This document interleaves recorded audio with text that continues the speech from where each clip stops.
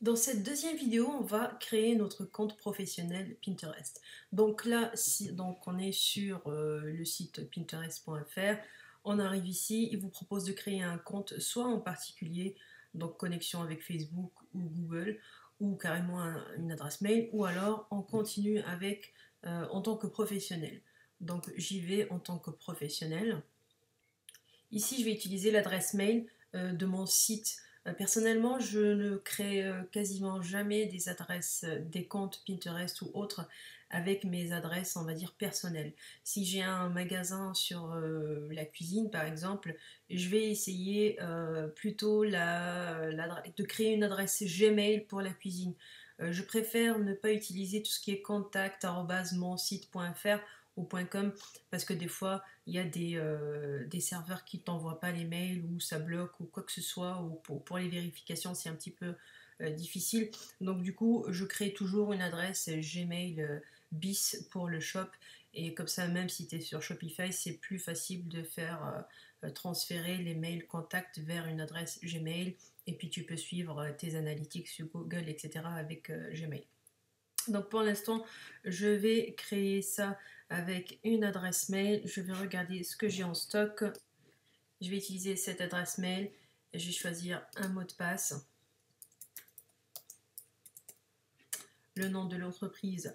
Et bien du coup, comme je n'ai jamais créé de profil Pinterest pour mon entreprise ici, mon entreprise globale, quoi. Je parle pas de mon shop. Je vais nommer ça... Voilà, Shopiflight, c'est le nom de mon site internet. Donc professionnel, donc tu peux choisir si c'est si tu es une entreprise locale ou un distributeur, etc. Donc moi, dans mon cas, on va dire que c'est... je regarde ce qu'il y a. Ouais, je vais dire blogueur. Ouais, voilà, je vais rester dans professionnel. Comme ça traite du web marketing. Donc je crée mon site.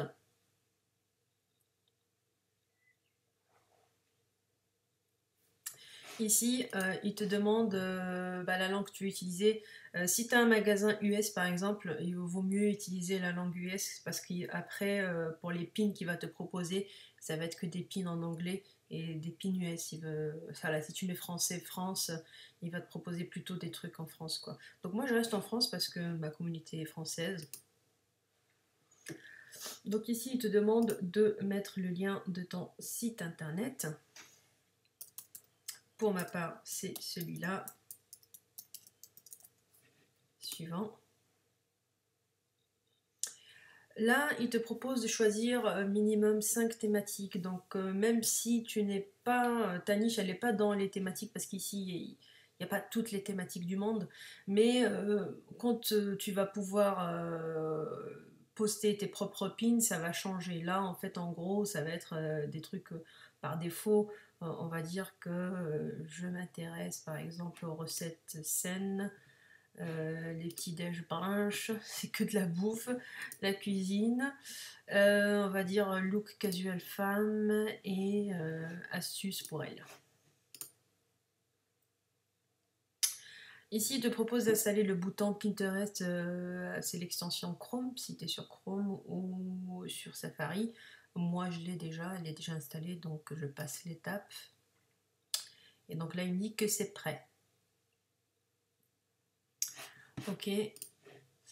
Donc ici, on arrive sur, on va dire, mon fil d'actualité Pinterest en fonction des pins que j'avais choisis. Donc il y avait de la nourriture saine, des astuces pour elle, le look casual, le petit brunch, etc.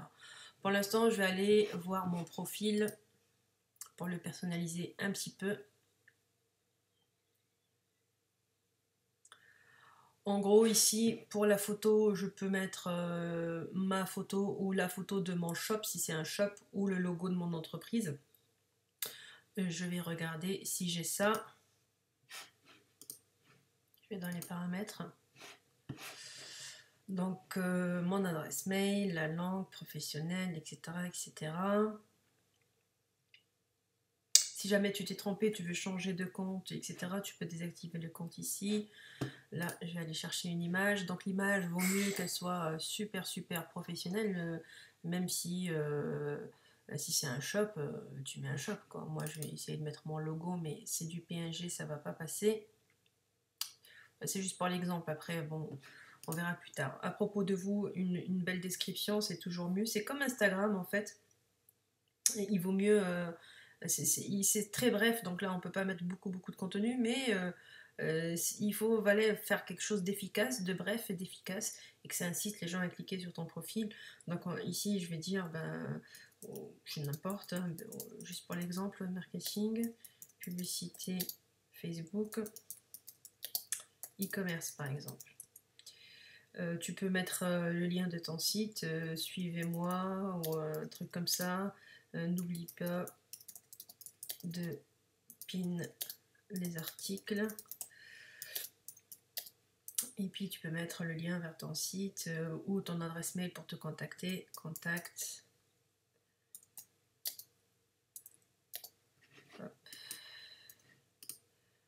shopiflight.com. Alors,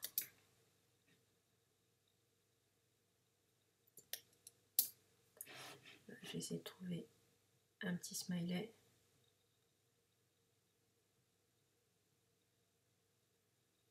Pour le contact.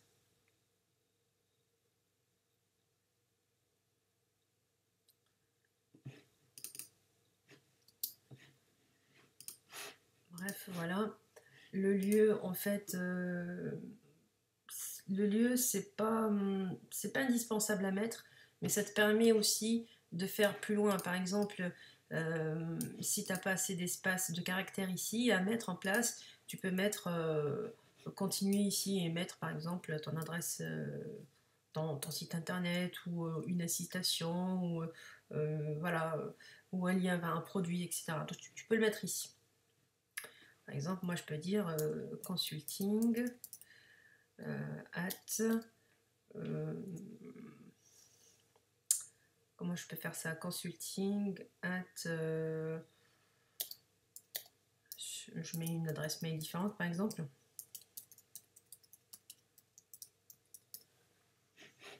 Comme ça, bon, ça complète mon profil. Ensuite, revendiquer le site internet. Donc là, en fait, c'est pour vérifier que le site t'appartient bien et que c'est pas juste un site que tu as mis comme ça à l'arrache. Donc si tu es sur Shopify, on va aller prendre la balise HTML. Hop, je fais un copier. Je vais ouvrir Shopify. Donc là, je vais prendre juste un magasin test. Donc si tu es sur Shopify, il faudra aller dans Edit Code HTML et aller dans le thème.liquid. On va dessus. Là, tu fais commande F ou CTRL F pour faire une recherche. On va rentrer la balise fermante du header, donc comme ici. Et juste avant, donc on la trouve ici, la balise fermante. Juste ici, on saute une petite ligne. Et on va copier le code que j'avais collé. Donc là, en fait, ça nous permet de vérifier le profil Pinterest. Mais comme moi, personnellement, le lien du site que j'ai donné, c'était pas un Shopify, c'était un WordPress. Donc je vais aller sur mon site WordPress. Je vais aller dans Apparence, Éditeur. S'il veut bien.